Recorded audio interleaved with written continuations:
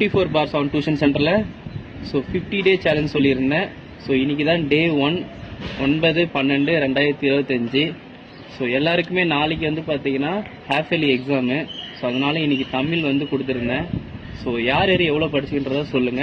அதுக்கப்புறம் நம்ம பேசுவோம். ஓகே, யோகநாதன் சொல்லு. நாங்கள் 5 7 1 மார்க்கு அம்மா மொழிபெயர்ப்பு எல்லாம் படிச்சோம். இன்னும் 2 இயல் பேலன்ஸ். ஜீவா 6 7 1 மார்க்கு அப்புறம் மொழிபெயர்ப்பு ஃபர்ஸ்ட் நாள் 5 7 வச்சிருக்கேன். நான் 6 7 1 மார்க் முடிச்சேன். அது மொழிபெயர்ப்பு 6வது இல்லை 1 மார்க்கு 6வது இல்லை வரைக்கும் 1 மார்க்கு கட்டுரை வரைக்கும் முடிச்சேன். விக்கி 5 7 1 மார்க்கு கட்டுரை கடிதம் எல்லாம் முடிச்சேன். நிதிஷ் நான் எல்லாம் எல்லாம் 1 மார்க் முடிச்சிட்டேன்னா நான் அதுக்கு மொழிபெயர்ப்பு பிரச்சனை இருக்கு. சங்கர் நான் காலையில் இந்த 1 மார்க் எல்லாம் முடிச்சேன். 2 மட்டும் இது மொழிபெயர்ப்பு மட்டும் இருக்கணும். நான் 1 மார்க்கு காலேஜ் சொல்லிட்டு மொழிபெயர்ப்பு தான் முடிச்சேன். 6 7 1 மார்க் முடிச்சேன். நான் மொழிபெயர்ப்பு முடிச்சேன்.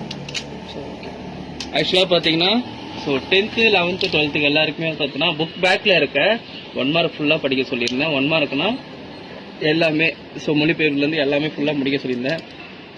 இதில் படித்து என்கிட்ட வச்சது பார்த்தோன்னா Sophia and Kishore. 11th standard சோஃபியாவும் 12th ஸ்டாண்டர்ட் கிஷோர் அவங்க 2 பேருக்கு மட்டும் கிளாப் பண்ணுங்க. ஓகே, ஒன்றும் பிரச்சனை இல்லை. டே 1 அப்படி தான் இருக்கும். 10th ஸ்டாண்டர்டில் யாருமே ஒப்பிக்கல, ஒன்றும் பிரச்சனை இல்லை. டே 1க்கு நீங்கள் ஒரு 50% சப்போர்ட் பண்ணியிருக்கீங்க. நெக்ஸ்ட் டே வரும்போது பார்த்தீங்கன்னா கண்டிப்பாக இதோட சேஞ்சஸ் இருக்கணும். மேக்ஸிமம் 10th பொறுத்த வரைக்கும் யாருமே டே 1 அச்சீவ் பண்ணலை. பட் 12th முடிச்சிருக்காங்க. ஒன்றும் பிரச்சனை இல்லை. நெக்ஸ்ட் டே பார்த்தோன்னா நம்ம டே 2 பண்ணும்போது 100% நம்ம முடிக்கிற மாதிரி பிளான் பண்ணிக்கோங்க.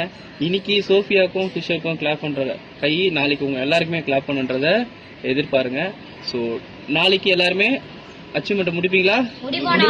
சரி, ஓகே, தேங்க்யூ.